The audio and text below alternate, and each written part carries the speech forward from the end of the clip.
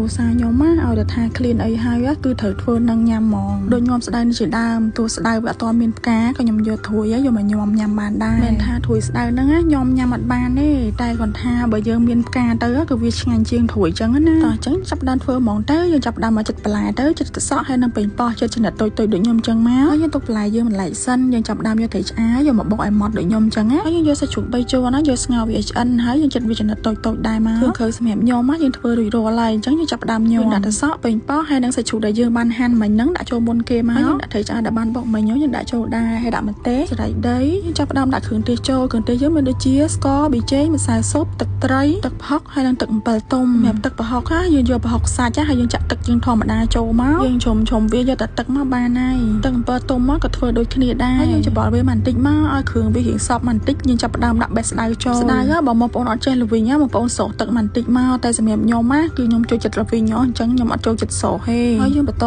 ច្បល់វាទៀតមកច្បល់តទៅវាចូលជាតិចូលគ្រឿងគ្នាល្អហើយយើងដាក់ម្ទេសថែមទៀតមកវាស្ទើរហល់បើបងប្អូនមានកពឹសថែមកពឹសទៀតមកដាក់កពឹសគឺរត់តែឆ្ងាញ់ទៀតប៉ុណ្ណឹងរួចរាល់បងប្អូនអើយយើងហួយសរៃដីបន្តិចទៀតមកឲ្យវាឈ្ងុយខ្ញុំនឹងគ្រួសារខ្ញុំនិយាយពីថាខ្ញុំស្ដៅវិញអូយ10 លើ 10 ម៉ោងចូលចិត្តណាពីនៅក្មេងម៉ាក់ធ្វើឲ្យញ៉ាំនិយាយពីថាអូយអត់ចូលចិត្តទេល្វីងតែលើវិញមក